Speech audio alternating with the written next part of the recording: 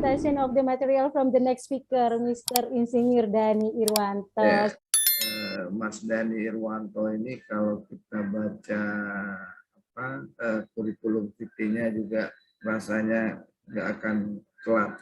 Dan sesuatu yang mungkin membuat unik dari Mas Dhani ini seorang engineer, ya, beliau adalah hydro-civil engineer, tetapi pada akhirnya sampai belajar khusus bahasa Yunani sampai 5 tahun hanya untuk bagaimana Plato sebenarnya menulis segala sesuatunya secara detail, dan pada akhirnya nanti apa yang akan beliau persembahkan dalam presentasinya ini, harusnya kita sebagai bangsa Indonesia harus merasa sangat bangga, ya. Hasil penelitian Mas Dhani ini sebenarnya sudah dipresentasikan ke mana-mana ke dunia internasional, ya Mas Dhani, bahkan tawaran-tawaran dari pihak luar pun seperti Amerika itu juga sudah sangat menggiurkan untuk penelitian lebih lanjut. Tapi bagaimana itu semuanya biar Mas Dhani sendiri deh yang cerita. Ya, baiklah. Selamat siang. Salam sejahtera buat kita semua. Ini saya akan menyampaikan presentasi saya untuk saat ini karena waktunya sangat singkat. Nanti akan saya jelaskan secara singkat saja. Judulnya adalah Peradaban Terawal. Masih tetap kita beri waktu 30 menit kok untuk Mas Dhani. Tetap. Jadi mungkin nanti pertanyaannya yang memang tidak sebanyak yang kita bayangkan, tetapi untuk presentasinya tetap Mas Dhani, karena ini yang kita tunggu-tunggu juga. Silakan. Baik, ya. Saya akan cerita mengenai peradaban di tanah air kita. Itu ternyata merupakan peradaban terawal di dunia. Nanti akan saya tunjukkan. Di sini saya tunjukkan juga di sini lukisan gua, ya, untuk transportasi. Antara lain adalah perahu atau kapal dan juga kuda. Ya. Ini lukisan gua ini usianya diperkirakan lebih dari 10.000 tahun. Jadi memang peradaban kita adalah sudah sangat awal. Baik, saya meneliti ini dari tahun 2010 dan sudah saya terbitkan dalam bentuk buku. Itu sekarang sudah ada 5. Yang 2 pertama ini tentang Atlantis, kemudian yang ketiga Sundaland, dan ini adalah peradaban lain yang ada di Sundaland, yaitu Land of Punt dan Taprobana. Dan saya akan bahas 3 topik. Pertama, kalau waktunya cukup, ya. Yang pertama adalah human migration to civilization, migrasi manusia ke Sundalandia dan lahirnya peradaban. Yang kedua adalah kumpulan dari kolektif memori di seluruh dunia, yang ada banyak, ya. Dan yang ketiga nanti adalah tentang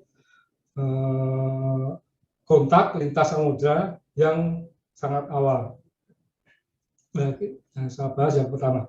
Apa itu Sundaland atau Sundalandia? Sundalandia adalah sebuah wilayah pada masa glasial, pada zaman es, di mana muka air lautnya adalah turun dari sekarang. Dan yang paling dalam adalah kira-kira 120 meter. Nah, ini adalah peta ini yang menunjukkan tanah air kita pada 21.000 tahun yang lalu, di mana muka airnya adalah 120 meter di bawah sekarang. Jadi Jawa, Sumatera, Kalimantan, Semenanjung Malaya, dan juga Vietnam itu masih menjadi satu seperti ini. Kemudian air naik sedikit demi sedikit, pelan-pelan, ada air masuk ke sini, ke daerah-daerah rendah. Nah, saya cerita ini mengenai sejarah manusia modern, sejarah Homo sapiens sapiens seperti kita ini. Ini adalah bukan penelitian saya hanya menyebut saja dari penelitian oleh para ahli tentang migrasi manusia. Di dalam teori ini, manusia pertama kali diciptakan kira-kira 195 sampai 160 ribu tahun yang lalu di Afrika bagian timur. Temuan baru malah lebih tua lagi, sekitar 300.000. Kemudian manusia ini menyebar ke selatan, ke barat, ke utara, ke timur. Ya, namun yang paling penting adalah yang ke arah timur. Yaitu sekitar 130 sampai 7.000 tahun yang lalu sudah dapat menyeberang celah kecil menuju ke Semenanjung Arabia, dan sampailah kemudian ke Sundalandia ini kira-kira 80.000 sampai 50.000 tahun yang lalu. Tentunya dari utara, tetapi diceritakan sampai ke Jepang, Itu nanti juga yang ke timur dan selatan adalah ke Australia atau dulunya adalah Sahulandia. Nah, ini semua dibutuhkan dengan peninggalan-peninggalan kehidupan manusia yang berwarna biru ini. Ada banyak ternyata di Sudalandia ini. Dan diantaranya adalah ini, yang paling tua kita bisa kita deteksi adalah yang di Malaysia, di Lenggong Valley, Lembah Lenggong, 75.000 tahun yang lalu. Atau di Sumatera Barat ya, ini di Lidah Air, Gua Lidah Air 73.000 tahun yang lalu. Ini menunjukkan bahwa pada saat ini letusan Toba 75.000 tahun yang lalu, manusia sudah berada di sini. Artinya sebelum ini sudah ada. Selain ini ada beberapa ya. Nah, sampai ke Sulawesi pun ya, dan sampai ke Filipina pun masih tua. Nah, pada saat migrasi dari Afrika menuju Sudalandia, manusia itu masih kebiasaannya masih hunter-gatherer atau berburu dan berkumpul, dan tentu bermusuhan dengan kelompok-kelompok yang lain. Dan sampainya ke Sudalandia, semua kebutuhan hidup tersedia dan cukup melimpah. Kemudian kondisi geografinya sangat menguntungkan. Antara lain adalah ada di Khatulistiwa sehingga banyak sinar matahari, banyak air dan pulau-pulau dikelilingi oleh samudra sehingga curah hujannya tinggi. Dan juga ada di dalam Ring of Fire, cincin api. Juga banyak gunung dan hasil letusan gunung ini menyebabkan tanahnya subur dan juga terdapat banyak mineral. Dan banyak sekali berbagai macam flora dan fauna, baik yang di air maupun yang di darat. Suhunya juga cukup hangat, walaupun dalam zaman es, kira-kira 4 derajat di bawah sekarang. Jadi tidak menunjukkan perbedaan apa-apa. Sedangkan di bagian dunia lain itu tertutup es yang sangat tinggi, sampai berkilometer. Nah, karena keadaan inilah, maka orang-orang yang menyebutnya sebagai paradise atau tanah surga. Di tanah air kita ini disebut dengan tanah surga. Kemudian karena kebutuhan hidupnya ini sangat mudah, ya, didiamkan saja ada di sekelilingnya, maka tumbuhlah peradaban. Karena itu berkembang biak dengan cepat juga, sehingga penduduknya juga semakin cepat bertambah. Peradaban itu antara lain adalah pembudidayaan, antara lain tanaman misalnya. Tidak lagi ke hutan, tapi menanam sendiri di dekat rumah supaya lebih aman. Juga peternakan, ya, budidaya binatang, ya. Dan juga membuat rumah tinggal, ya, menciptakan peralatan-peralatan untuk membantu bekerja, dan juga untuk bersahabat dengan binatang untuk menemani atau membantu bekerja mereka. Ya. Ini ya, termasuk juga kuda, itu juga sangat membantu mereka untuk transportasi. Tapi transportasi selain darat juga ada transportasi air, ini yang lebih penting justru. Dan mereka juga menciptakan transportasi untuk air, antara lain yang paling sederhana seperti ini, kemudian lebih baru lagi, dan juga bahkan sampai menciptakan perahu atau kapal layar. Nah, karena banyaknya pulau di Sudalandia ini, maka teknologi layar ini sudah cukup maju, ya, terbukti, ya, dari beberapa tinggalan-tinggalan mereka. Jadi kuncinya adalah pertanian dan pelayaran. Ini adalah cave art atau lukisan gua yang terdapat di Asia Tenggara. Dari sini bisa kita lihat bahwa manusia dulu itu sudah memiliki keahlian untuk melukis di dalam gua, ya. Dan ini umurnya diperkirakan lebih dari 10.000 tahun.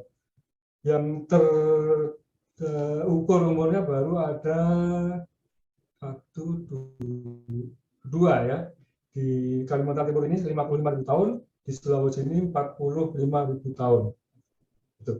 Nah, di antara lukisan gua ini terdapat lukisan tentang perahu.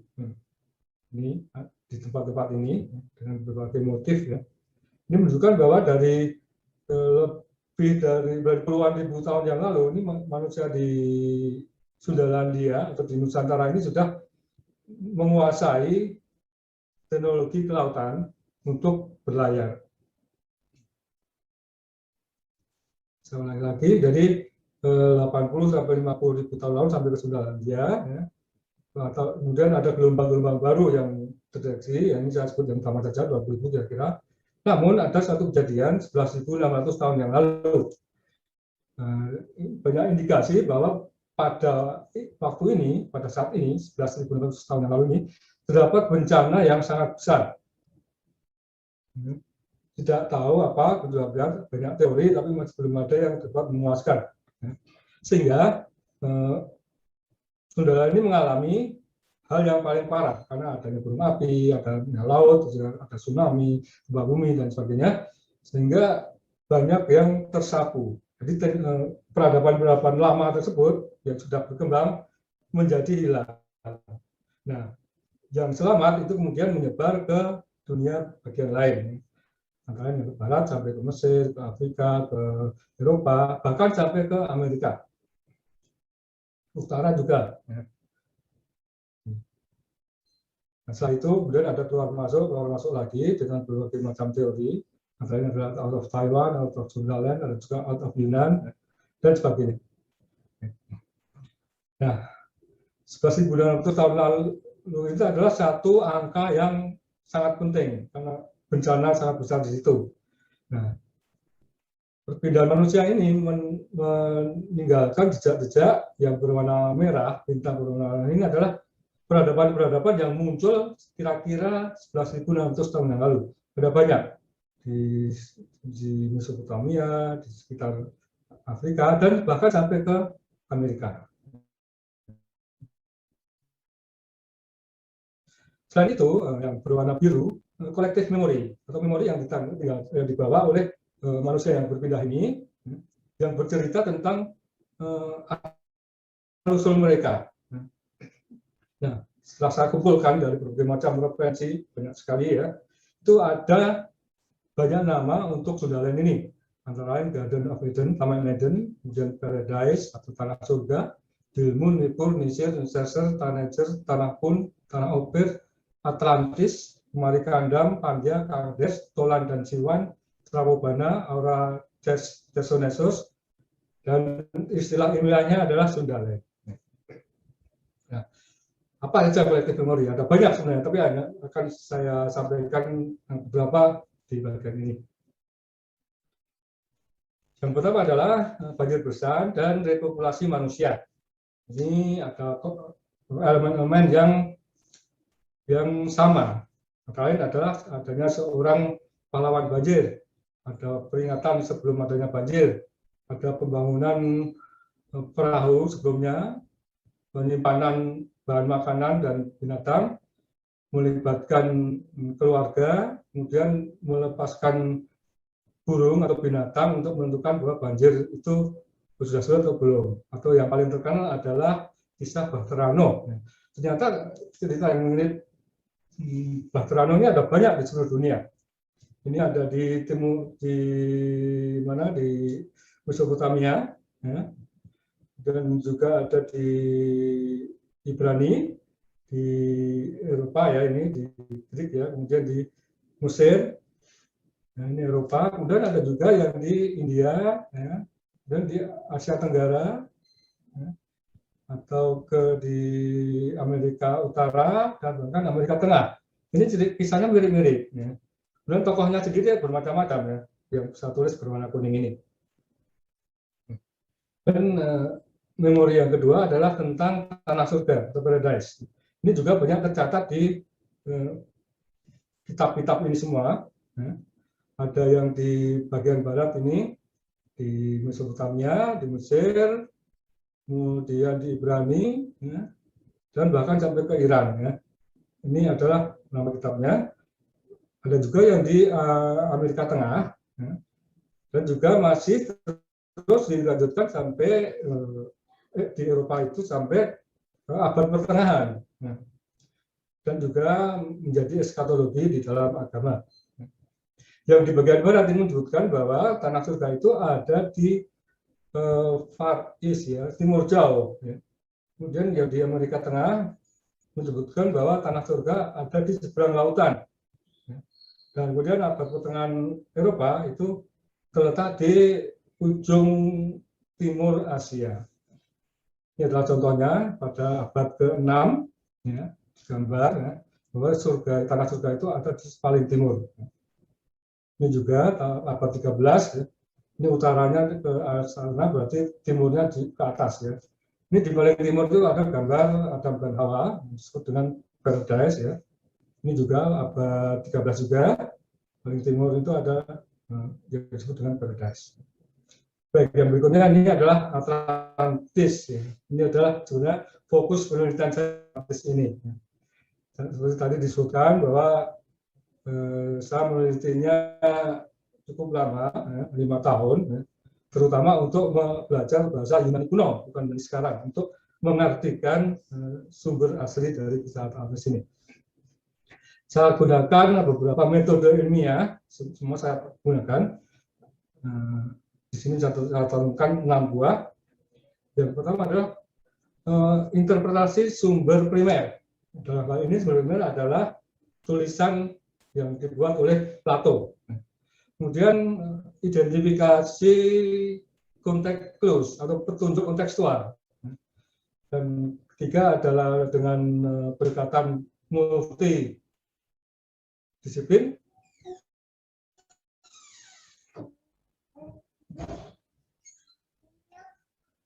Kemudian yang berikutnya adalah screening analysis.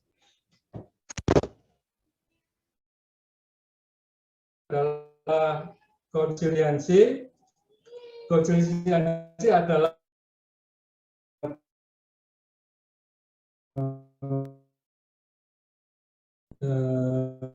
saling mendukung dan saling menguat. Dan yang terakhir ini adalah yang umum digunakan adalah membuat hipotesis untuk menjadi sebuah teori. Dan ini contoh tentang konsiliasi. Salah satu petunjuk kontekstual yang ditulis oleh Plato adalah bahwa di Atlantis itu banyak gajah. Nah, gajah itu zaman dahulu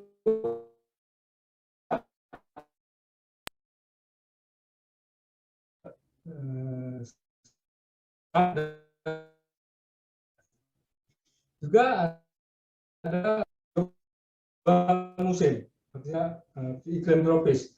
Itu ada di Amerika Tengah, Afrika Tengah, Asia Selatan, dan Asia Tenggara. Demikian seterusnya ada banyak sekali konteks clues yang ditulis oleh Plato. Nah, antara lain misalnya kelapa. Yang jelas dituliskan oleh Plato bahwa di Atlantis itu ada kelapa. Kelapa itu hanya ada di Asia Tenggara zaman dulu, ya, dan India. Kemudian juga yang lain rempah-rempah dan sebagainya juga ditulis oleh Plato. Nah, kalau dalam arkeologi itu yang disebut dengan poster model. Jadi tunjuk kontekstual itu dianalogikan dengan pecahan tembikar atau keraweng dalam bahasa Jawanya. Nah, pecahan ini harus bisa digabung. Kalau itu merupakan bagian dari suatu benda, harus bisa digabung sehingga akhirnya terbentuklah benda itu seperti apa bentuknya. Tentu saja ada yang hilang atau bolong, ya, tapi dari yang ada pun sudah kelihatan bentuknya. Kalau di dalam membangun candi itu yang disebut dengan anastomosis. Jadi dari runtuhan batu candi ini kemudian disusun-susun, dicoba-coba sehingga bentuk bisa kelihatan seperti apa bentuk candinya.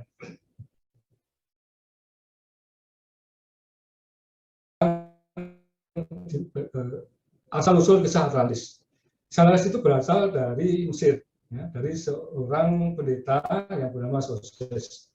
Dia ada di sebuah kuil namanya Sais, di mana di dindingnya terdapat prasasti. Nah, kemudian orang Yunani yang namanya Solon, ini seorang negarawan, kemudian seorang pujaga dan juga penyusun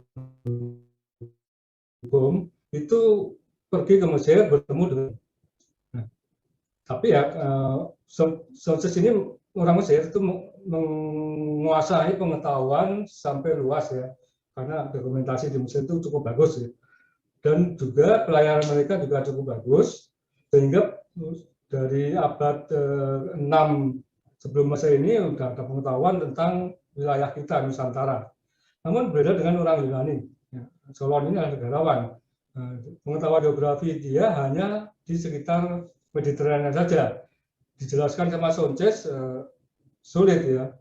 Di mana Atlantis itu? Ada di timur sana yang dia sebut namanya ya, tapi Solon tentunya tidak bisa mengerti. Sehingga untuk menggambarkan di mana lokasi Atlantis, Sanchez membuat deskripsi yang sangat banyak yang nantinya akan menjadi petunjuk kontekstual. Kemudian kisah ini ditulis oleh Solon dalam bentuk puisi, namun nama-namanya semua diganti agar masyarakat Yunani dapat memahami. Ini daftar bahasa-bahasanya ya, bahwa di prasasti itu adalah bahasanya dan juga namanya itu Mesir purba. Kemudian Sanchez itu Mesir kuno, namun Solon dan Plato itu adalah Yunani kuno. Nah, ini terus diturunkan terus, akhirnya Plato mengutip tulisan Solon itu. Nah, yang lain ini hilang, sekarang sudah hilang, dan tulisannya Plato ini aja yang masih ada sampai sekarang. Nah, sehingga sumber utama dari kisah Atlantis ini adalah dari Plato. Ini tentang screening ya. Saya melakukannya dengan beberapa screening. Yang pertama adalah tentang petunjuk kontekstual di mana lokasi Atlantis ada jauh di samudra. Nah, orang Yunani waktu itu hanya kenal satu samudra, yaitu Samudra Atlantik. Yang sebenarnya Samudra Atlantik itu adalah meliputi seluruh dunia. Dan dulu belum ada Samudra India, belum ada Samudra Pasifik. Jadi jauh sekali di samudra. Jadi kemungkinannya tidak di sekitar Mediterania. Dan yang kedua adalah ini berada di lingkungan yang beriklim tropis. Dan vegetasinya padat, flora dan faunanya sangat beragam, cocok untuk pertanian, peternakan, dan sebagainya. Nah, hanya ada 3 kemungkinan. Asia Tenggara, Amerika Tengah, dan Afrika Tengah. Kemudian kaya akan mineral disebutkan yang ada di Atlantis itu, selain adalah emas, perak, timah, kemudian perunggu, tembaga, kuningan, ya, dan juga kalkum yang Plato sendiri tidak tahu apa itu. Nah, ini yang terkenal pada waktu itu, pada zaman dulu itu hanya di Asia Tenggara ini yang menghasilkan ini. Kemudian screening berikutnya adalah tingginya aktivitas maritim. Ya, kita tahu bahwa di Asia Tenggara ini aktivitas maritimnya sangat tinggi. Berikutnya adalah ternyata ya Sanchez itu menjelaskan dengan geografi yang sangat detail tentang yang ternyata sangat sesuai sekali dengan deskripsi Sundalandia. Nah, nanti akan saya jelaskan setelah ini. Kemudian kapan waktunya Atlantis itu? Nah, diceritakan bahwa hancurnya adalah 9.000 tahun sebelum Solon. Kalau kita hitung adalah 11.600 tahun yang lalu.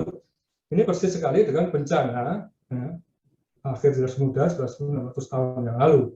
Kemudian setelah itu pulaunya secara pelan-pelan tenggelam dan tertutup terumbu karang. Ini yang ditulis oleh Plato.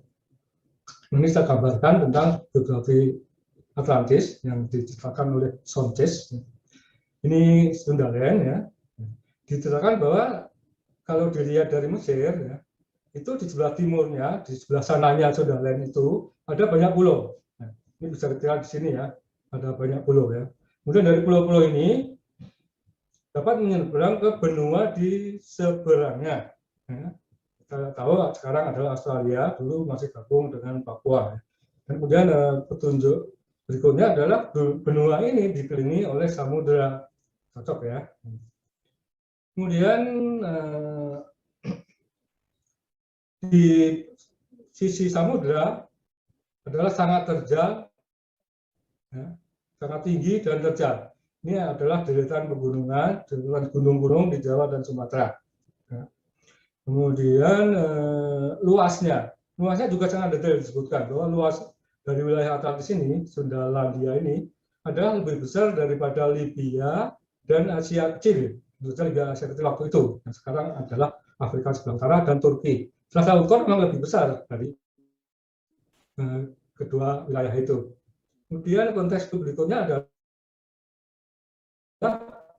ibu kotanya itu ada di bawah laut, di dalam mulut laut. Nah, bisa kita lihat di sini ya, bahwa pada 11.600 tahun yang lalu itu hanya ada satu mulut, yaitu di sini.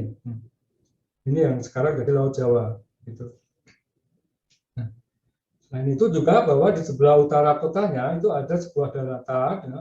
Penjelasannya sangat detail sekali, termasuk bentuknya, ukurannya berapa lebar, berapa panjang, menghadap ke selatan, di sebelah utaranya ada pegunungan, itu sangat detail. Di dalamnya ada saluran-saluran atau sungai-sungai ini dengan jarak sekian, lebar sekian, di dalam sekian itu detail sekali. Nah, ini cocok sekali dengan sekarang itu ada di Kalimantan Tengah dan sebagian Kalimantan Selatan.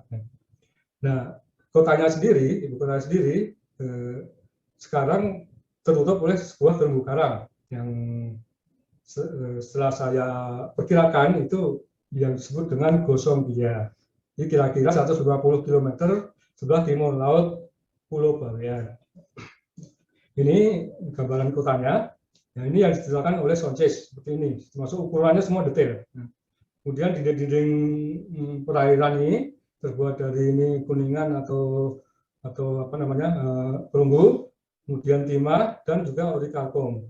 Dan ini ada pusatnya, di jauh dari pusat sebutkan ada sebuah bukit kecil yang di atasnya ada kuil Poseidon. Nah, kemudian kira-kira tahun 2015 itu dilakukan pemetaan dasar laut di Gosong Bia ini. Datanya rahasia, tapi saya bisa melihat gambarnya dan saya rekonstruksi ulang seperti ini. Jadi bisa dilihat bahwa walaupun tertutup terumbu karang masih kelihatan ya lingkaran-lingkaran kotanya. Dan juga yang paling penting di sini adalah bukit kecil tadi yang ada kuil Poseidon itu tepat sekali, tidak jauh dari pusatnya. Ini eksplorasinya baru sampai sini. Kemudian apa sih teknologi yang maju di Atlantis? Ini dapat saya rangkum dari penjelasannya Sonces. Pembangunan infrastruktur antara lain adalah namanya lingkaran air yang sangat besar. Kemudian pembangunan istana, benteng, kuil, dan irigasi. Ya. Kemudian pertambangan dan metalurgi ini disebutkan ya. Pembuatan kapal, teknologi maritim dan juga navigasi lautan. Dan senjata dan pertahanan. Ini yang saya rangkum dari tulisannya Plato. Baik, dari sini ya, ini kita sudah tidak ragu lagi bahwa memang Atlantis itu dulu adanya di wilayah tanah air kita ini. Tidak ada lain lagi selain sini. Kalau orang lain melakukan penelitian itu tidak selengkap dengan penelitian saya. Dan juga karena mereka tidak menemukan ya, setelah mencari tidak menemukan di sana, mereka malah bilang Plato ini adalah bohong ya, atau menulis kisah yang bohong atau kisah yang fiktif. Tapi dengan begini saya yakin sekali bahwa Plato itu benar. Dan dia tulis sendiri banyak hal yang tidak tahu, tapi dengan deskripsi. Baik, untuk berikutnya, memori berikutnya adalah Kemanikandam atau Pandya. Ini ada di India bagian selatan, di wilayah Tamil. Ada di dalam kitab-kitab ini, masanya juga antara 11.000 sampai 12.000 tahun. Kira-kira gambaran wilayahnya seperti Atlantis. ya. Dan juga tenggelam karena kenaikan muka air laut, dan orang-orangnya pergi ke Hindia bagian selatan dari arah selatan. Berikutnya adalah Kandes di Iran, ini juga mirip, ya. Bahkan di sini disebutkan ada dinding-dinding yang mirip Atlantis juga. Ya. Berikutnya lagi adalah Neserser, ini di Mesir. Nah, ini juga ya sangat mirip dengan kisah Atlantis. Ya. Dan mungkin juga aslinya adalah Neserser ini, Solon atau Plato.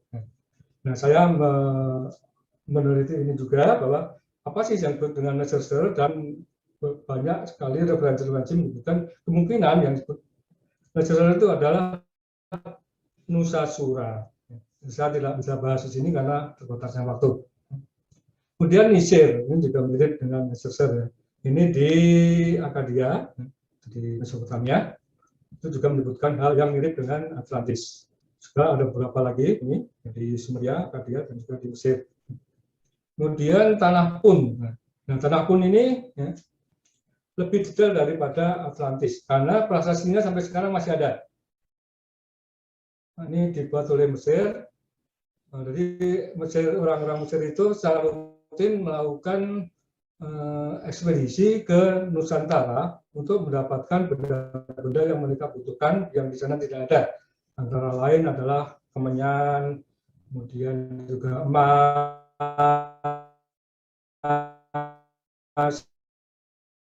kayu, kemudian binatang-binatang sendiri ada menit ini, dan kita sampaikan dalam buku. Sambaran milik Sumatera atau Sunda Langga pada umumnya. Dan mereka sebut Tanah Pun ini adalah leluhurnya orang Mesir. Kemudian ada kisah yang sama juga, yaitu Tanah Ofir yang di Ibrani. Ini di dalam kisah Raja Sulaiman. Ini mirip sekali dengan kisah Tanah Pun. Kemudian yang berikutnya adalah tentang bahasa dan aksara. Semua ahli bahasa dan aksara setuju bahwa bahasa-bahasa di dunia ini berasal dari sumber yang sama. Kemudian tentang mitos dan kepercayaan. Tokoh-tokoh dewa-dewa di seluruh dunia, kepercayaan di dunia ini hampir mirip. Contohnya ini misalnya ya, dewa laut yang disebut dengan Baruna di Nusantara ya, atau Varuna di Weda, Vorona di Persia, Poseidon di Yunani, ya, kemudian Neptunus di Italia, Nektar di Celtic ini di Eropa Utara, kemudian Neptunus di Romawi. Ini memiliki mirip. Kalau masih ada waktu akan saya lanjutkan tentang kontak lintas samudera yang pernah terjadi awal dulu. Yang pertama adalah tentang bangsa Fenisia. Bangsa Fenisia adalah pedagang di Mediterania. Ini bangsa ini adalah sangat misterius. Asalnya dari mana tidak ada yang tahu.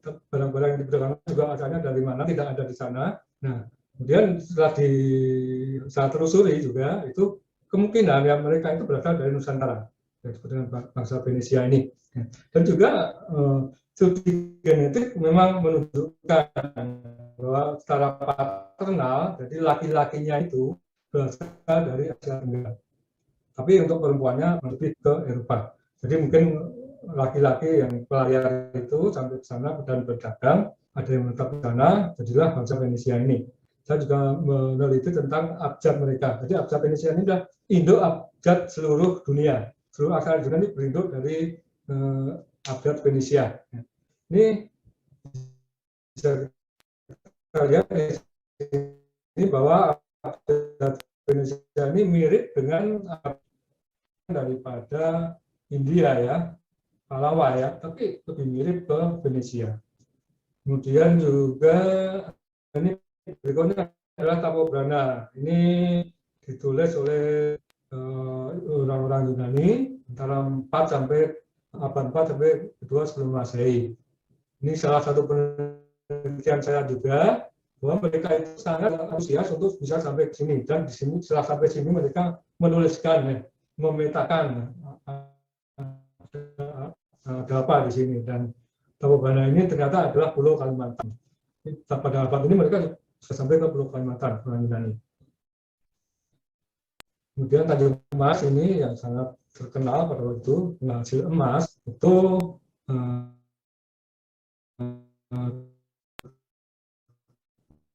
ini teori saya juga, ini saya bahwa Tanjung Emas itu ada di Sumatera Barat. Nah, ini adalah cikal bakalnya bangsa Melayu yang kemudian kalau ke hilir itu ke Sungai Batanghari, melalui Sungai Batanghari menjadi Jambi. Ya.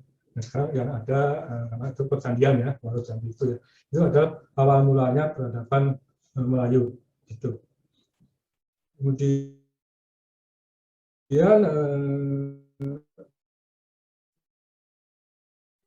tentang kelapa misalnya, ini ada dari Asia Tenggara dan juga kemungkinan India juga. Nah, di masa lalu ya, sebelum Columbus itu sudah menyebar sampai ke Amerika dan juga Afrika.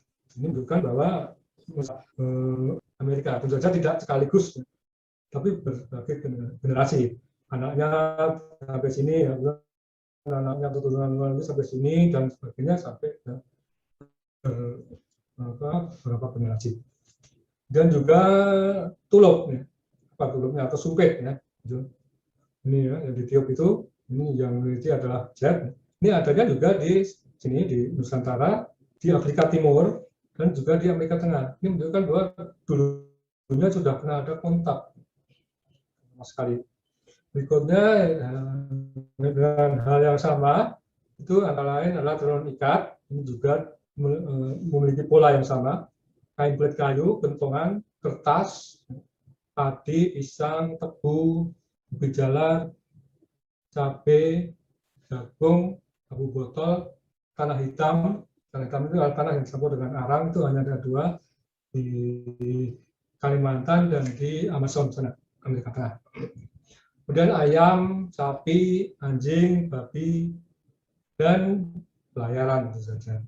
Kapal layar ini diteliti banyak pemiripan dengan kapal-kapal Nusantara. Di seluruh dunia orang membangun bukan candi, piramid. Ya. Kenapa orang membangun piramid? Ya? Ini berarti mereka berasal dari satu origin, dari satu asal yang sama. Kemudian juga ada di Nusantara yang disebut dengan punden berundak. Sangat banyak sekali di sini. Nah, untuk berikutnya, untuk bisa lebih belajar dapat mengunjungi website saya atlantisjawasi.com. Di situ selalu saya update tentang penelitian saya, atau di channel YouTube saya Atlantis Indojawasi ya. Ini yang paling banyak, sekarang sudah 5 juta penonton. Demikian, terima kasih. Saya kembalikan ke moderator. Baik, terima kasih sekali lagi Mas Dhani atas paparannya yang luar biasa. Saya yakin sebenarnya tentunya ini waktunya yang sangat terbatas ya Mas Dhani. Tapi Mas Dhani sudah coba ngerim, benar-benar ngerim. Tepat jam 1 kita beralih ke sesi tanya jawab. Kita akan lihat memang kita kasih kesempatan dulu tadi kepada Miss Sakura dulu nih kayaknya, karena beda waktu di sana kan 2 jam ya. Sakura-san, do you have a question to Mr. Nurul, which is you want to ask in Japan language or English? But I think better in English because we want to know also about your question. Thank you for your time. So thank you your nice conversation and Annie-san. So if you had, what are your impressive experience with Japanese people about your Singaland Atlantis research so far? Sorry, Sakura-san. You said that you have one question to Mr. Nurul first. Yeah, I have a question, Nurul-san too. Nurul-san. Too. Yes, Mr. Yes. Yes. So Nurul-san? Yes. But why you ask about the Atlantis? That's why I just confused. So I sorted the Dani-san. So Oh, dan Nuru-san also. Oh, I see. Sorry. Okay. So now, so question to Nuru-san. Oh, So, わかりました。はい。どうぞ。よろしくお願いします。はい。日本語でもよろしいですよ。日本語でもよろしいですか？ありがとう。はい。はい。はい、ミスターノブ、高橋さんから、金属の年代の特定は結構難しくて、日本の大学でも研究が続いてますけど、はい。このアーティファクト、アリさんが持っているアーティファクトについて、その金属の成分、主にその鉄の分析とか、地球の工程について、インドネシアと日本の大学とで共同で調査を考えたいっていう時に、インドネシア側の大学と、あと日本側の大学とで、もし研究機関でここがいいんじゃないかっていう。ぜひよろしくお願いします。どこがいいかっていうことをご存知だったらぜひ教えて。ですね、私のところではですね、リサーチセンター、インドネシア科学庁の、金属センター、金属所ですか、材料金属所、研究所というところに、その研究協同一緒にやれると思います。おー、すごい。After this, translate in English, please. Kita bisa kerjasama dengan mereka untuk ini, Pak, untuk yang artefak yang ada di tempatnya Pak Ari, kan itu mungkin perlu di riset ya, Pak ya. Iya, betul. Siapa? Betul. Pertanyaannya kan mungkin dari lembaga mana lah bahasanya yang Kenkyu Center atau tempat penelitian yang ada di Indonesia untuk bisa kerjasama dengan Prof. Nobu ya. Atau saya sampaikan bahwa kami kan di LIPI metalurgi dan material, pusat metalurgi dan material di LIPI, saya rasa bisa untuk melakukan hal itu. Berarti saat itu Irona itu sono Zario Bunseki Kiki desu ka?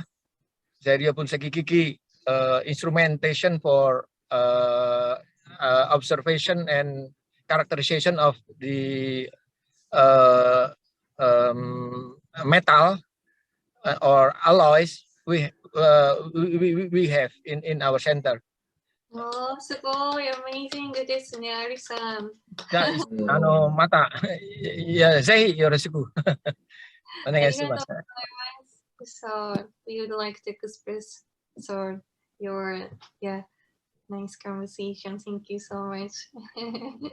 Oke, terima kasih. Thank you so much. Arigatou gozaimasu. Ini mungkin Pak Bupati juga waktunya sangat terbatas. Pak Bupati ada pertanyaan dari teman di Lampung nih, Pak Bupati. Menanyakan ini Pak Bupati usia masih sangat muda sekali katanya. Tapi bagaimana bisa punya prestasi yang sangat luar biasa, bahkan prestasinya itu sangat unik ya.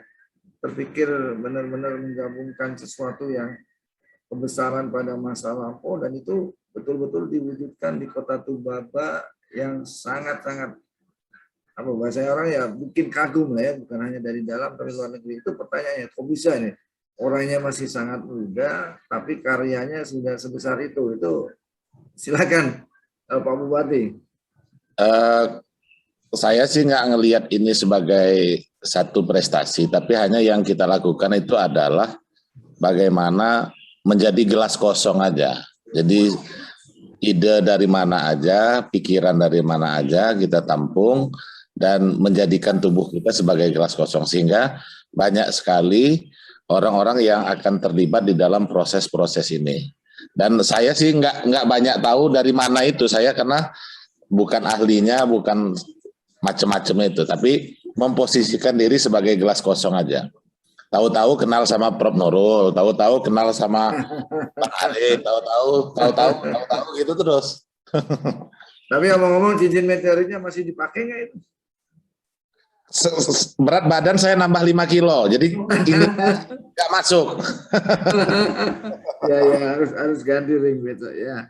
Baik, terima kasih Pak Umar. Pak Umar ini orang yang sangat rendah hati, ini Prof Nurul ya, Mas Dani, sama teman-teman yang lain. Jadi memang ya saya kenal beliau. Yang pasti sedikit bicara banyak bekerja, sehingga ide-idenya yang sangat luar biasa itu betul-betul segera diwujudkan. Ini sebenarnya banyak banget ini pertanyaan ini. Monggo Mbak Astri dulu gantian deh. Saya ini baik yang ditanya. Ya. Oh ya, Bapak Ibu, sebelum itu saya mengingatkan untuk Bapak Ibu untuk mengisi untuk mengisi absensi yang ada di kolom chat ya Bapak Ibu ya. Oke. Pak Dani, ini tadi ada titipan pertanyaan dari Sakurasan nih. Tadi sudah belum ya? Belum ya. Tadi Sakurasan baru ke ini ya. Mr. Nurul tadi ya. Ya, Sakurasan nggak punya. You want direct to Mr. Dani about your question, Sakura-san? Thank you, Mr. Almaru-san also. So thank you, Dani-san. So what are your impressed experience with Japanese people about Sundarlands, your activity research so far?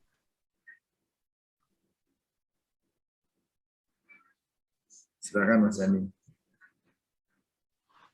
Yes, of course, yeah. And also I have some Japanese friends too, yeah, that already, we have a coordinating with research, yeah. If you know him, maybe you know him. some Japanese also. And then I would like also to have a cooperation with others, of course, yeah. Okay. Kaitannya dengan Jomon ada nggak? Dia sebenarnya pertanyaannya ingin mengetahui ada nggak relationship-nya Sundalandia dengan leluhur mereka yang orang Jepang itu, Mas Dani. Itu kayaknya itu yang mereka ingin tahu orang Jepang itu. Itu beda lagi ya. Yeah, that's a different thing. Yeah. Yes, many researchers already, not myself, research that one, yeah. But many researchers say that the German people, came from Sundaland. Yeah. That's a conclusion until now. Yeah. The research that about Ice Age, the Sundaland people migrated to the first island they found is around the German. Okay. Baik. Sorry, tolong Mas Rizmi, Profesor Nurul masih di mute ya. Coba bisa. Bisa. Sudah oke. Oke. Bisa. Sorry. Baik. Mbak Astri, saya hanya sedikit aja beberapa pertanyaan lagi yang mungkin disetujukan. Sebenarnya cukup banyak, tapi saya kadang bingung juga nih karena banyaknya ya. Tapi di antaranya yang terakhir ini pertanyaannya lagi ke pertama dulu ke Pak Profesor ini. Ini menanyakan terkait dengan kerusakan cagar budaya. Apakah memang cagar budaya yang sudah mengalami kerusakan dan kemudian ada perbaikan penambahan material dan kemudian ada perbaikan penambahan material agar masa waktu cagar budaya tersebut bertambah, masih disebut orisinil atau tidak, Pak? Ini dari Mas Wahyu. Oke. Langsung dijawab. Satu lagi nih, tanggung ini Mas Nurul. Teknologi pengolahan meteorit oleh nenek moyang memang sangat tinggi. Apakah teknologi ini dapat kita adopsi sehingga bisa kita gunakan dalam mengolah sumber daya alam kita yang luar biasa untuk pembangunan jangka panjang? Silakan Pak Nurul. Ya. Pertama untuk cagar budaya Pak, ya kan kita harus melestarikan. Sebenarnya kalau kita jaga sampai secara orisinal ya. Kalau penambahan, penggantian saya pikir itu sudah umum ya. Tidak apa-apa, itu hanya untuk memberikan inilah. Kalau tidak kan kita akan kehilangan ini kita. Jadi itu tidak apa-apa. Makanya yang diperlukan adalah teknologi bagaimana yang hampir mirip lah. Teknologi penggunaan.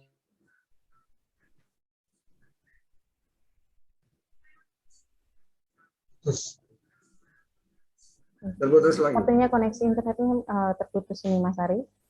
mungkin sedang terputus ya, karena memang beberapa kali juga teman-teman. Silakan lanjut lagi, Mas. Profesor Nur. Ini Pak ya. Siap.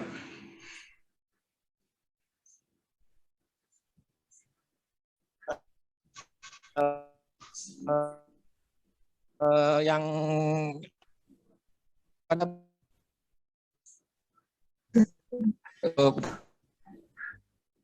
yang kedua tadi apa Pak? Mohon maaf. Yang kedua tadi tentang apa Pak? Minta maaf. Ini teknologi pengolahan, teknologi pengolahan. Ya, baik Mas. Oh ya, teknologi pengolahan itu sudah sebagian sudah dikuasai. Sebenarnya kalau teknologi pengolahan itu kan mungkin yang persis sama, mungkin tidak bisa, bahkan tidak ketemu ya persis sama. Tapi kalau yang menghasilkan barang yang sama mungkin sudah dikuasai banyak oleh orang-orang zaman sekarang gitu ya. Jadi kami bisa melakukan pendekatan-pendekatan lain untuk membuat barang yang sama ya. Nah, makanya memang itu diperlukan sebuah pembelajaran belajar ya, makanya banyak dari teman kita juga dari luar negeri segala untuk belajar itu untuk mendapatkan ya teknologi nenek moyang kita gitu ya. Ternyata tapi dengan rute atau cara yang berbeda, tapi setidaknya kita bisa menghasilkan barang yang sama. Meskipun ada sebagian yang sampai sekarang belum bisa kita bikin lagi gitu ya. Nah, memang masih membutuhkan banyak ini ya, belajar ya. Dan yang menguasai teknologi-teknologi seperti ini, khususnya teknologi di Indonesia masih sangat minim ya. Nah, mungkin itu Pak komentar dari kami. Baik, sebelum saya ke Mas Dhani, Pak Umar, ini ada dari Mas Hendra nanya, Mas, kenapa di Tubaba itu bangunannya kayak unik sekali ya, serba kayak kotak-kotak gitu. Jadi memang mencirikan khas, sehingga orang kalau melihat ini bangunan apa memang itu ciptaannya Pak Umar secara apa kayak meminta bantuan, tapi kayaknya unik sekali dan sangat terpadu Pak Umar. Ini pertanyaannya Pak Umar, mau dijawab secara jujur, ini kayaknya arsiteknya luar biasa. Silakan Pak Umar. Bangunan-bangunan yang kita buat itu sebenarnya gambaran-gambaran untuk masa depan, tapi kita tidak pernah melepas akar bahwa kita berada di dalam sebuah kebudayaan Lampung. Nah, Lampung tadinya juga ada tulang bawang. Nah, sebelum tulang bawang ada nuge itu. Nah, sekarang kami mendesain uluan nuge. Ya mungkin nanti Pak Dhani, mungkin nanti saya juga akan konsultasi juga. Mungkin ada referensi, walaupun kami belum menemukan satu referensi pun tentang uluan nuge. Jadi uluan ini di awal, nuge itu kehidupan. Jadi perkiraan di dalam mitos-mitosnya ini nuge ini adalah peradaban sebelum Krakatau Purba meletus. Jadi sebelum Jawa dan Sumatera itu terpisah, ada peradaban namanya nuge. Nah, nuge ini yang coba kita gali, tetapi yang masih abadi sampai sekarang ini berupa mitos tentang Lasengo ini. Ini yang lagi mau kita coba, tapi untuk kepentingan di masa yang akan datang. Bukan bermaksud untuk hanya sekedar melihat masa lalu, tetapi kepentingan masa depan. Kira-kira itu. Baik, kayaknya usulannya buat Pak Bupati ini harus segera dibuat bukunya ini Pak Bupati itu apa ya, ide-ide yang luar biasa itu kan, saya yakin ya karena keseragaman bangunan itu sangat futuristik, tapi dibilang tadi dipadukan dengan yang masa lalu, sejadinya kan itu luar biasa itu kan, harus segera dibuat bukunya nih Pak Bupati. Sudah ada itu kan dah, jadi ada iya, menuju Tubaba itu bukunya. Oh, boleh itu nanti saya jemput ke sana deh kalau gitu bukunya. Siap, kalau bisa kita minap dulu sepedahan sini. Siap. Terima kasih banyak. Baik, ini kembali ke Mas Dhani. Mas Dhani, dari Mas Yosafat Enduro ini mau bertanya, sesuai definisi Taman Eden di Kitab Kejadian ada 4 sungai yang mengalir dari sana, yaitu ada Efrat, Tigris, Pison maupun Gihon. Efrat dan Tigris sudah jelas masih ada di Irak. Apakah misteri sungai Pison yang mengelilingi dataran Hawila dan Gihon di tanah Kus ini sudah diketahui? Tanah Hawila punya emas bagus, sumber kayu damar bedolah dan onik hijau. Nah, itu pertanyaan dari Mas Yosafat Enduro, Mas Dhani. Silakan Mas Dhani. Langsung saya jawab ya. Ya. Iya, Jadi, langsung. ya, ya. Ini memang salah satu penelitian saya juga tentang Taman Eden ini. Sampai sekarang tidak ditemukan ya sebelumnya ya di mana itu Taman Eden. Yang di Irak itu cuma ketemu 2 sungai. Padahal harusnya semua 4. Kemudian ada yang nambahin lagi, yang 2 ada di Mesir, 1 ada di mana, Turki atau mana, terlalu jauh ya. Itu dan juga pada masa itu juga yang disebutkan bahwa Taman Eden itu ya seperti iklim tropis kita ini ya. Jadi banyak tumbuhan, banyak binatang, itu mestinya beriklim tropis. Ya. Nah itu teori saya ya setelah baca dari kitab Kejadian itu ada di Kalimantan. Keempat sungai itu adalah sungai, saya ingat dulu ya, Sungai Kahayan, Sungai Barito, Sungai apa ya namanya, jadi lupa saya namanya. Ada 4 sungai yang di situ ya, dan penghasil emas juga pasti di situ, dan juga salah satu yang atau 2 ya, yang sangat spesifik disebutkan itu adalah penghasil batu permata. Ya. Situ jelas sangat terkenal di dunia ya. Dan juga bedola itu adalah getah perca ya, getah yang dipakai buat permen karet dulunya ya. Itu berasal dari situ dan sekarang masih menjadi ekspor Pulau Kalimantan terbesar di dunia gitu. Jadi teorinya di situ. Kemudian juga banjir, adanya banjir juga ya, kemungkinan ya yang banjir besar tadi itu. Masih ada di dalam website saya atau di dalam buku saya, bisa dibaca lebih jelasnya gitu. Ada banyak lagi ulasan saya menyebutkan itu. Kenapa 4 sungai itu ada juga alasannya. Demikian, Mas Tarik. Baik, terima kasih. Mungkin Mbak Astri, sebelum kita akhiri waktu kita karena juga sudah agak siang, diberikan kesempatan yang sudah hadir dari awal di sini ya. Iya. Untuk memberikan pertanyaan secara live. Monggo Mbak Astri pandu aja deh ya. Mungkin silakan, 3 penanya untuk masing-masing yang mau langsung. Ada resken itu? Dilihat Mbak. Silakan Mbak. Siapa itu? Bu, kita. Yang resen Bapak Ibu, Bapak Umar. Bapak Umar resen. Bapak Umar, resen ingin memberikan pertanyaan kah? Izin bisa bertanya?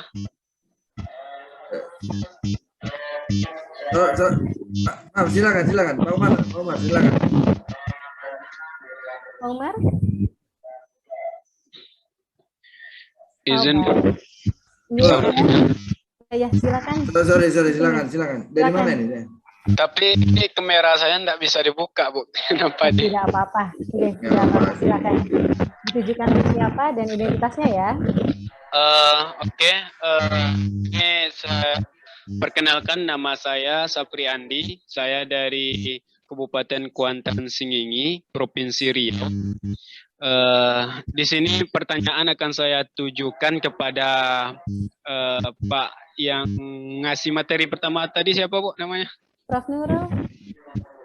Ya, Pak Nurul. Nah, pertanyaan saya adalah, saya tinggal di Kabupaten Kuantan Singingi, Provinsi Riau. Di sini ada kerajaan yang konon katanya itu lebih tua dibandingkan dari kerajaan Sriwijaya, yaitu yang dinamakan dengan Kerajaan Kandis. Akan tetapi kami masyarakat di sini tidak bisa menengok hal itu secara real. Yang bisa kami dapatkan itu hanya cerita dari masyarakat saja. Jadi pertanyaannya bagaimana cara kami supaya bisa membuktikan bahwasanya kerajaan itu memang ada.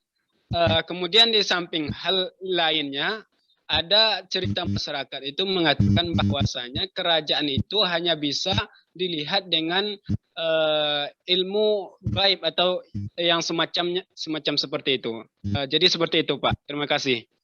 Ya, terima kasih Mas. Ya, silakan Prof Nurul. Ya, kalau jawaban saya ini cocoknya ke Pak Dhani nih. Kalau kami mungkin kalau seandainya ada peninggalan, mungkin dari peninggalan-peninggalan itu barang-barang artefak apa yang mungkin baik itu berupa peralatan atau mungkin ada candi atau apa, itu mungkin sebenarnya bisa diidentifikasi nanti dengan cagar budaya ya. Misalnya di Indonesia adalah di Batam juga bisa untuk mengukur umur dari barang-barang artefak itu sebenarnya. Jadi kita bisa lihat berapa umurnya. Itu secara saintis, tapi secara budaya, cerita, leluhur dan lain sebagainya mungkin Pak Dhani bisa menjawab nih. Silakan Pak. Monggo silakan Pak Dhani. Ya, mungkin juga saya nggak bisa karena terlalu jauh ya dari situ kan. Setahu saya ya kerajaan Kades itu masih berupa legenda sampai sekarang ya. Bekas-bekasnya pun tidak ada yang tahu ya, cuma masih berupa cerita dan kadang-kadang juga ada yang bilang itu kerajaan gaib dan sebagainya ya. Saya nggak bisa membahasnya secara ilmiah. Namun ya keberadaan sebuah kerajaan di situ sebelum kerajaan Sriwijaya itu memungkinkan sekali karena tadi saya sebutkan di dalam salah satu tulisan saya itu tentang Aurea Tercenesius, yaitu tambang emas di Hulu Batanghari ya. Itu jadi sehingga di situ ada kerajaan tempat yang ramai dikunjungi orang dari seluruh dunia. Begitu. Iya Pak Dhani, terima kasih banyak. Begitu ya Mas ya. Oke, sudah langsung dijawab dari dua narasumber yang oke loh ini ya, dari Prof. Nurul dan Pak Dhani. Yang disampaikan sama Bapak yang terakhir tadi, memang ada di Batanghari itu tambang emas, dan di kami di Kabupaten Kuantan ini pun ada juga tambang emasnya. Jadi adalah kecocokan apa yang disampaikan sama Bapak tadi. Siap Mas. Ya, saya tambahkan boleh sebentar. Silakan Prof. Nurul, silakan. Boleh Bapak sekalian, Pak Arik dan Bapak sekalian. Saya orang metalurgis ya. Dari dulu saya tahu bahwa kalau kita lihat peta di Indonesia, kalau kita warnain pulau-pulau kita yang ada mengandung emas, maka jadi semua pulau di Indonesia itu merah, Pak. Artinya merah itu mengandung emas semua. Mulai dari Sumatera, Jawa, Bali, sampai ke NTB itu semua emas, bahkan sampai Kalimantan. Dan jadi kalau kita cerita yang disampaikan oleh Pak Dhani, maaf ya Pak Dhani ya, ini semuanya kena Pak. Bapak mau ngomong ke Jawa, ada cerita-cerita yang ada tambang emas, ada ya istilahnya surga dunia ya. Surga dunia itu di semua pulau Indonesia itu ada pasti. Dan ceritanya ini menarik memang kalau tapi yang benar yang mana? Ya memang di seluruh Indonesia itu memang karena kalau ngelihat masalah pertambangan Indonesia ya memang hampir semuanya Pak, dari Sabang sampai Merauke itu, karena memang itu ini emas semua itu, ininya merah semua, dan bahkan di mana-mana di Kalimantan, Sumatera, Jawa pun kalau Bapak mohon maaf yang tinggal di Jawa, loh kenapa kok kalau di ini emas gitu, itu emas beneran ada juga. Karena memang kita memang tersusun dari seperti itu. Mungkin itu aja sih informasinya. Bersyukurlah orang Indonesia yang kaya, cuman ya harus berteknologi ya supaya bisa mengolah barang-barangnya gini. Makasih Pak. Baik, sedikit pertanyaan biar nggak penasaran Mas Dhani. Ada pertanyaan dari Pak Sony ini. Apa memang benar ada kaitan antara Sundalen dengan Gunung Padang yang di Jawa Barat? Gunung Padang. Apa sih kalau memang benar ada kaitannya?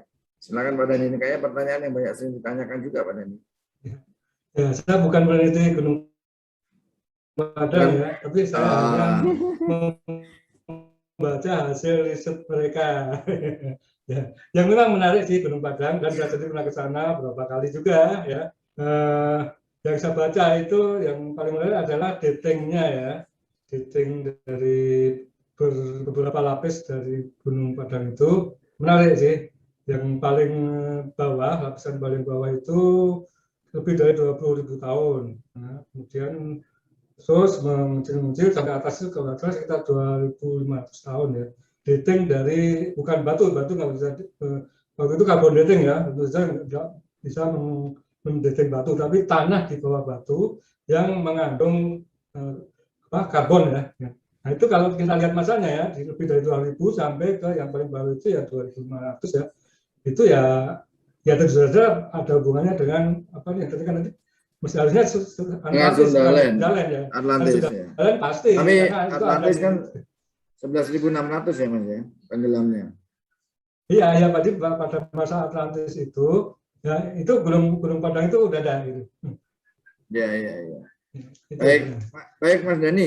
Saya rasa ini sebelum saya serahkan kembali kepada host untuk kemudian ditutup, saya mengambil kesempatan ini terutama baik kepada Profesor Nurul, kepada adinda saya, Mas Umar Ahmad, kemudian Mas Dani Irwanto, dan tentunya Sakura Sans. Thank you so much, arigatou gozaimasu. Oke, jadi satu titik yang perlu menjadi supaya nanti momen ini tidak berhenti ya, Prof. Nurul ya. Karena nanti setelah ini memang dengan yang tadi Jepang sampaikan itu, terutama undangan dari Profesor Nobu Takahashi juga, untuk kemudian kita nanti pada waktunya bisa berkolaborasi terkait dengan penelitian-penelitian logam yang akan dilakukan. Ini menjadi sesuatu kesan yang luar biasa, karena apa yang disampaikan oleh tadi Pak Umar, kemudian apa yang disampaikan oleh Pak Dani, dan juga merujuk dari apa yang disampaikan oleh Sakura juga terkait dengan teknologi metalurgi maupun keagungan peradaban Nusantara yang satu sama lainnya saling kait-mengait. Saya rasa ini akan menjadi satu hal yang luar biasa. Jadi terima kasih sekali lagi atas kehadirannya. Rasanya kita pengen diskusi terus, tetapi ini sudah kurang ya 2 jam ya, ya setengah ternyata ya. 2, sementara jam 2 harus ganti topik lagi. Silakan Mbak Asli. Ada sesi foto Mas sebentar. Setelah ini Oh ada ya, sesi baik. foto bersama Silakan Mbak Asli. Benar, Sebelum kita abadikan dulu. sebelum kita lanjutkan sesi foto, izinkan saya menyampaikan catatan kecil untuk pertemuan kita pagi hari ini, walaupun 2 jam yang sangat berkesan sekali Bapak Ibu. Bapak Ibu, bangsa Nusantara adalah sebuah entitas bangsa besar yang telah eksis sejak puluhan ribu tahun yang lalu. Indonesia sendiri menyimpan banyak peninggalan sejarah yang masih belum sepenuhnya terkuak. Tak sedikit pula yang sudah punah karena kurangnya penelitian mengenai sejarah peradaban Nusantara. Digagasnya event ini diharapkan bisa mengeksplor lebih banyak temuan dan mencegah punahnya peninggalan peradaban bangsa Indonesia. Dengan menziarahi sejarah bangsanya akan menjadi salah satu kunci keberhasilan kita dalam membangun karakter untuk menghadapi tantangan zaman. Negeri ini memiliki kejayaan sejak dulu sebenarnya. Hal itu bukanlah karena hasil imajinasi maupun ilusi, tetapi dapat dibuktikan dengan bukti-bukti yang ilmiah. Jayalah Indonesiaku, Indonesia tangguh, Indonesia tumbuh. Terima kasih narasumber yang sangat luar biasa. Kita lanjutkan untuk sesi foto dulu ya, Bapak Ibu ya. Dimohon untuk mengaktifkan kameranya. Mohon untuk mengaktifkan kameranya. Mohon untuk mengaktifkan kameranya, silakan. Nggak bisa aktif, Pak. Oke ya, untuk halaman 1, siapan 1, 2, 3, 1, 2, 3. Oke. Page 2, 1, 2, 3. Oke. Halaman 3, 1, 2, 3. Oke, terima kasih. Terima kasih Mas Rizmi. Kita tutup ya Mas Arya untuk ya, webinar sesi pertama ini ya. Kita serahkan, bukan kita yang nutup ya, yang nutup adalah Mas Arum nanti. Serahkan kepada Mas Arum. Oke, terima kasih.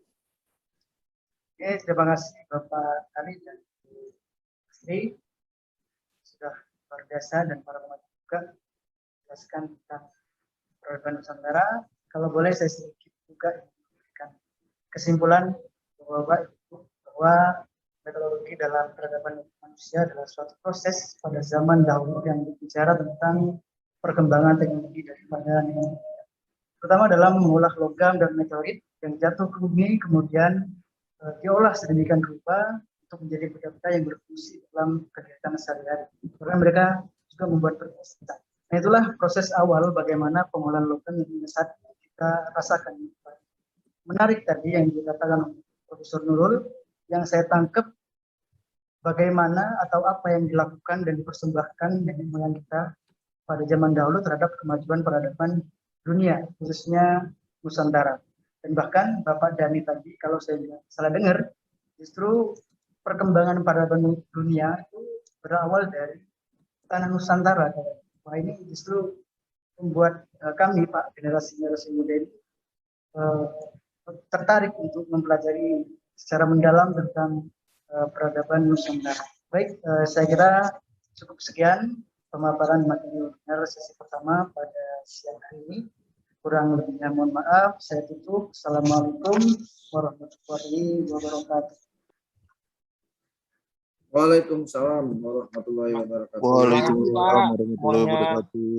Baik, untuk yang belum sempat, Pak Arik. Pak, silakan yang belum sempat pertanyaannya dijawab, nanti tak coba sampaikan kepada narasumber ya. Kebetulan saya tadi sudah simpan pertanyaan Bapak-bapak semuanya.